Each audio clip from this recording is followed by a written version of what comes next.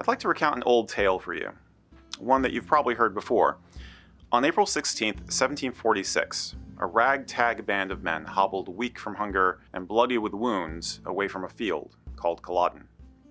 The tatters of their kilts caught on the heather, their legs were scratched by the thistle as they made their escape into the hills and glens of their homeland, a home which soon they would not be able to call their own. They carried little besides their pride and a forlorn hope in the return of their leader, the Bonnie Prince. In the years that followed, from 1746 to 1782, the men and women of Scotland hid their pride, along with their traditional dress and armaments. The so-called proscriptions imposed by the English crown and the nominal government in Edinburgh sought to make these, as well as the lifestyle they represented, a mere memory. Or worse, an embarrassment, a backward way of life no modern, enlightened man would admit to loving. But the seeds of the old thistle simply slept, tucked away in mattresses, hidden under the floor, wrapped in oilcloth in the bottom of a trunk, and also in cryptic songs and poems, waiting to bloom once more. And bloom it did, with wild abandon. As soon as the proscriptions were lifted, Scottish societies sprang up in Edinburgh and London, seizing the time to revive old Highland dress, music, customs, and culture. The tartan reappeared from under the bedclothes. Clan chiefs and ordinary folk began to wear tartan once more. Pipes once again echoed across the glens and the lochs, and the soul of Scotland was heard in the songs of Robert Burns and the tales of Sir Walter Scott. All this proved that the English had been wrong. Scotsmen could look both backwards and forwards.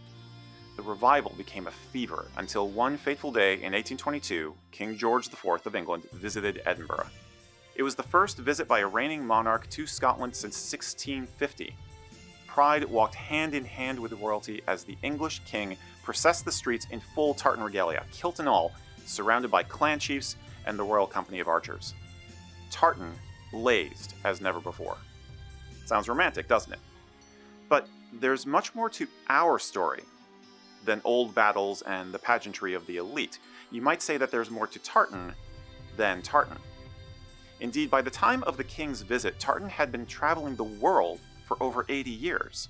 Wrapped in plaids and shawls, hundreds upon hundreds of the children of Scotland had crossed icy waters to new lands. Many were soldiers, fighting for Britain in North America, India, France, Spain, and more. The sons of Scotland tasted blood and inhaled gunsmoke in places whose names they'd never heard before: Paoli, New Orleans, Waterloo, Assayi, and Balaclava. Still, thousands more were civilians, desperate for a new start. Scotland's sons wove their own colorful immigrant saga. Crammed below the decks of oak ships by the hundreds, they endured stink, wretched food, and fetid air for 2 months or more before greeting the sunlight of the New World. They came to work this land. They came to offer their trades and skills in a young society that hungered for them, not like back home where many young men were seen as less desirable than English sheep. Their ranks included men of letters, such as a former Paisley cleric named John Witherspoon, who became president of the College of New Jersey, and an Aberdonian named William Small tutored Thomas Jefferson at William and Mary College. When Revolution came, Scotsmen fought and died, some for Britain, some for the colonies.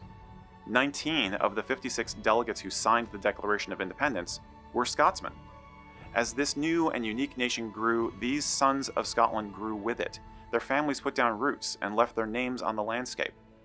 Scottish Americans fought on both sides of the Civil War. Among them, Ulysses S. Grant, Winfield Scott, and Jeb Stuart. George McClellan and Stonewall Jackson were both Scotch-Irish.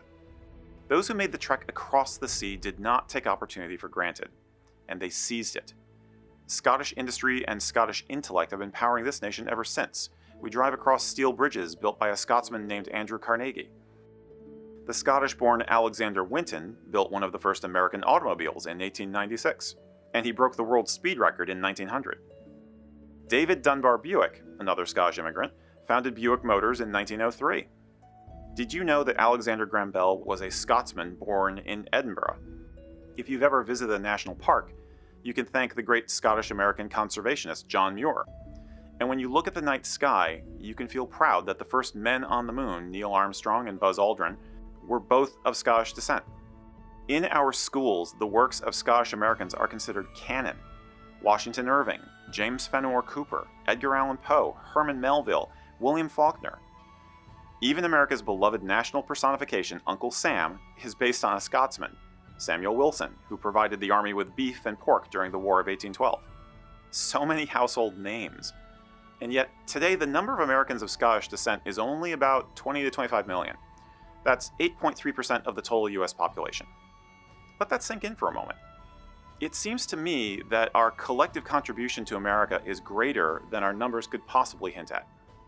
So, we know the legends, the themes are familiar, the players are well known to those of us who study history. Is it all old hat? Perhaps. Does it bear repeating?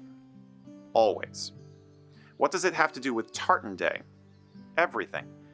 Despite our talk of clans and families, there is really only one single tartan that is all of Scotland and America. Its threads are our people, survivors, explorers, warriors, leaders, craftsmen, artists, entrepreneurs. Each person a single thread, each accomplishment a single color. Woven together, they are not only brilliant, they are mighty. You and I stand upon their shoulders. Future generations will judge us on whether or not we were worthy of the sacrifices and the gifts of our ancestors. So what have you and I woven into the National Tartan? Dignity? Charity? Perhaps wisdom? I leave you with that question because answering it for yourself will be the greatest source of Gallic pride you will ever feel.